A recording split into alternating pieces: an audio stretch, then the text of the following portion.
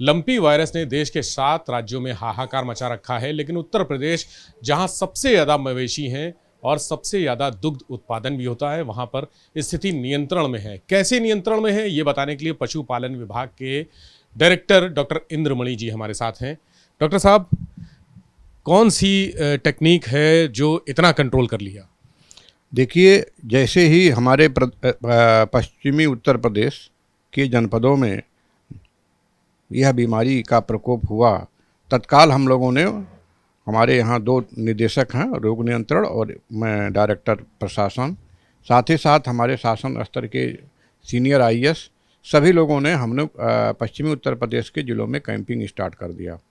वहाँ पे जा कर के हम लोगों ने ब्लॉक स्तर पे, तहसील स्तर पर तथा जिला स्तर पे बैठक किया और बैठक में जिला प्रशासन को समन्वय स्थापित करते हुए सबसे पहले हम लोगों ने ये किया कि पशुओं का मूवमेंट बंद करवा दिया। कहीं से भी पशु आने ना पाएँ या हमारे प्रदेश से कहीं पशु जाने ना पाएँ, दोनों पे हम लोगों ने बैन कराया।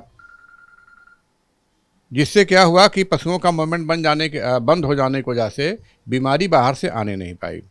और जिस गांव में बीमारी देखी गई थी, उस गांव में हम लोगों ने ये भी किया कि पशुओं को चरने हेतु भी मना कर दिया कि भाई आप लोग चरने के लिए मत ले जाओ। यहाँ पे हम ये भी बताना चाहेंगे कि हमारे प्रदेश में निराश्रित गोवंश को पकड़ करके हम लोग उनको आश्रय स्थल में रख रहे हैं। उस कार्यक्रम को भी इस समय हम लोगों ने बंद कर रखा है कि कोई अगर पॉजिटिव पशु क्या मतलब गोवंश, अगर कोई हमारे जो पहले से संरक्षित गोवंश है उनके बीच में चला जाएगा तो पूरे हर्ड को वो कंटामिनेट कर देगा। तो हम लोगों ने सबसे पहले ये किया कि गोवंश पशुओं का मूवमेंट बंद कर दिया। दूसरा, चूँकि यह वेक्टर बॉर्न डिजीज है और आप जैसा जानते हैं ये कैपरी वायरस है, पॉक्स बिर्डी फैमिली को बिलोंग करता है, तो चूँकि ये इसका ट्रांसमिशन वेक्टर से होता है, मक्खी, मच्छर, फ्लीज, पिस्सू, किलनी, चपटी, तो इसकी कंट्रोल के लिए भी हम लोग अपने विभाग के साथ साथ स्वास्थ्य विभाग का भी समन्वय स्थापित किया। ग्राम विकास विभाग के साथ भी, पंचायत राज विभाग के साथ भी अधिक से अधिक मात्रा में हम लोगों ने गाँवों को सैनिटाइज कराया। जहाँ पर हमारे गौ संरक्षण केंद्र, उनको भी सैनिटाइज कराया। यानी मक्खी मच्छर पर जो इनके माध्यम है फैलाने के, उस पर भी हम लोगों ने कंट्रोल किया। तो इस तरह से यह बीमारी हम लोगों को आगे फैलने नहीं पाई। फिर इसके लिए हम लोगों ने ये कोशिश किया ये बीमारी जिन जिलों में है वहीं तक सीमित हो जाए। तो सर, कौन कौन से ज़िले हैं ऐसे, अगर पश्चिमी उत्तर प्रदेश की बात करें या पूर्वी उत्तर प्रदेश या अपना ये जो लखनऊ आसपास, कहीं कौन कौन से प्रभावित ज़िले हैं सबसे ज़्यादा? सबसे ज़्यादा पश्चिमी उत्तर प्रदेश के मेरठ मंडल, सहारनपुर मंडल के ज़िले और साथ साथ अलीगढ़ और आगरा मंडल के ज़िले प्रभावित थे।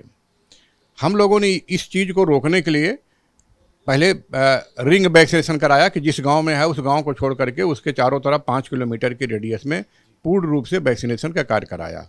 उसके बाद ये बीमारी पूरब की तरफ बढ़ने ना पावे, हम लोगों ने बेल्ट वैक्सीनेशन कराया। ये बेल्ट वैक्सीनेशन सर क्या हुआ? बेल्ट वैक्सीनेशन में हुआ कि एक पट्टी की तरह से हम लोगों ने कर दिया। नेपाल बॉर्डर पीलीभीत से हमने स्टार्ट किया, नेपाल के बॉर्डर पे किया।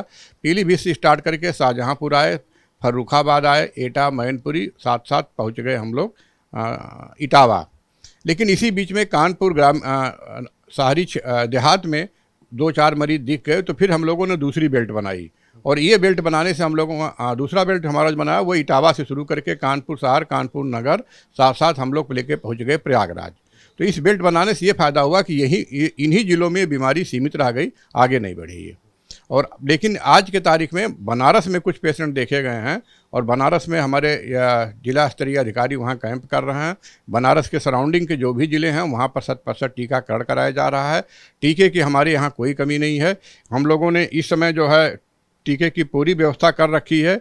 1,22,50,00,000 टीका हम लोगों ने मंगा करके रखा यूज कर रहे हैं, जिसमें लगभग 57 लाख टीका लग चुका है और 27.5 लाख टीका का हम लोगों ने आर्डर भी दे रखा है। क्योंकि इस समय वैक्सीन बनाने वाली मात्र 2 ही कंपनियां हैं और उन कंपनियों के यहाँ डिमांड ज़्यादा, 7 प्रदेश प्रभावित हैं, सभी को वैक्सीन चाहिए, तो इसलिए हम लोगों ने पहले से आर्डर दे के व्यवस्था कर रखी है। कौन कौन से विभाग सर इसमें शामिल हैं पूरे इस ऑपरेशन में, जो लंपी वायरस को रोकने के लिए, रोकथाम के लिए? देखिए, हमारे मंत्री जी के तत्वाधान में एक हम लोगों ने 9 लोगों की एक कमेटी बनाई है। उस कमेटी में सीनियर 4 आईएएस हैं और हमारे 2 डायरेक्टर और बाकी जो इससे जुड़े हुए विभाग के हैं। बाकी मंडल जब हम लोग जिले स्तर पे जाते हैं तो इसमें जिला प्रशासन, स्वास्थ्य विभाग, ग्राम पंचायत विभाग, रेवेन्यू डिपार्टमेंट, पंचायत राज विभाग के साथ साथ जो भी और 2-1 विभाग हैं, जिससे हम लोगों ने सहायता एग्रीकल्चर वालों से भी लिया है, उन्होंने भी कुछ चीज़ें हम लोगों को उपलब्ध कराया है।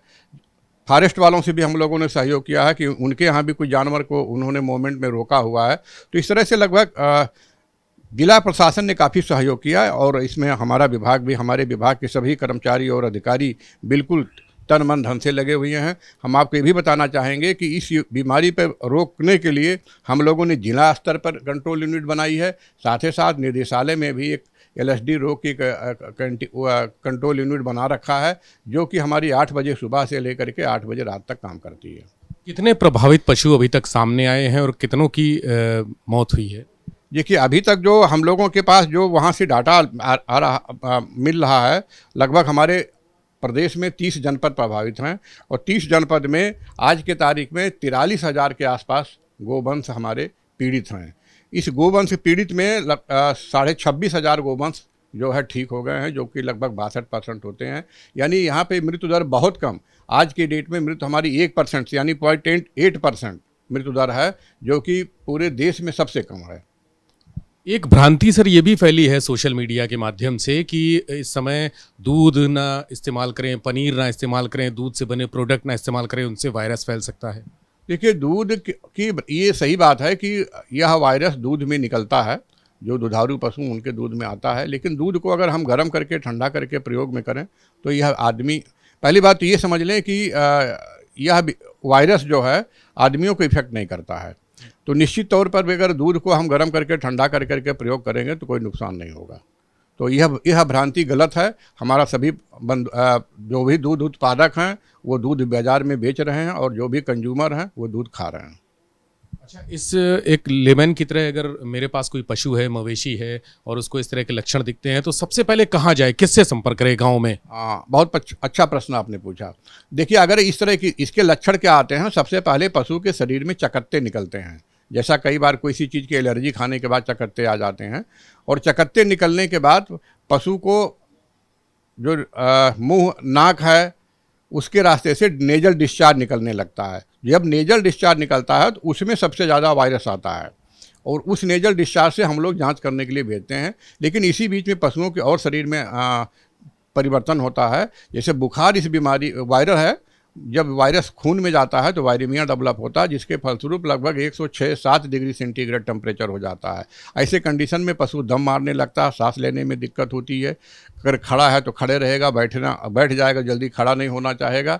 तो ऐसे कंडीशन में हम सभी लोगों से रिक्वेस्ट करते हैं कि आप स्थानीय जो भी पशु चिकित्सा अधिकारी है उनको तत्काल बताएं। इन केस अगर पशु चिकित्सा अधिकारी नहीं उपलब्ध हैं वहाँ पे, तो पशुपालन विभाग के अधिकारी कर्मचारी जो भी उनको बतावें, आप खंड विकास अधिकारी को बतावें, आप अपने क्षेत्र के जिला उप जिलाधिकारी को बताएं, साथ ही साथ जिलाधिकारी महोदय को बतावें, मुख्य विकास अधिकारी को बतावें। हमारे जिले स्तर का जो अधिकारी है वो मुख्य पशु चिकित्सा अधिकारी के नाम से जाने जाते हैं, उनको बताएं। और हमारे प्रदेश जो यहाँ का निदेशालय का जो कंट्रोल यूनिट है, हम लोग उसका नंबर भी सब जगह बैनर, पोस्टर, होर्डिंग के माध्यम से प्रचार प्रसार कर रखे हैं। उसका नंबर मैं बताना भी चाहूँगा, 1800-180-514N। इस नंबर पर 8 बजे सुबह से 8 बजे रात तक हम लोग यहाँ पर एक्टिव रहते हैं। कोई भी कहीं से सूचना मिलती है तत्काल कार्रवाई करते हैं।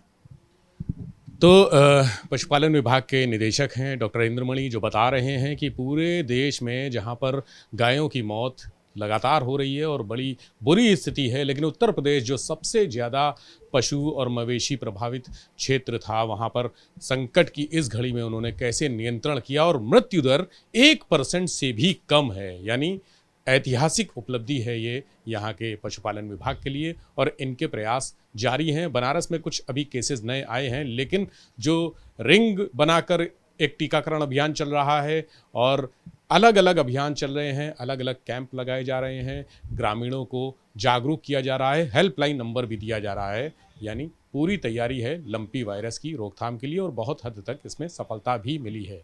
कैमरा सहयोगी प्रमोद के साथ विवेक त्रिपाठी, एबीपी गंगा, लखनऊ।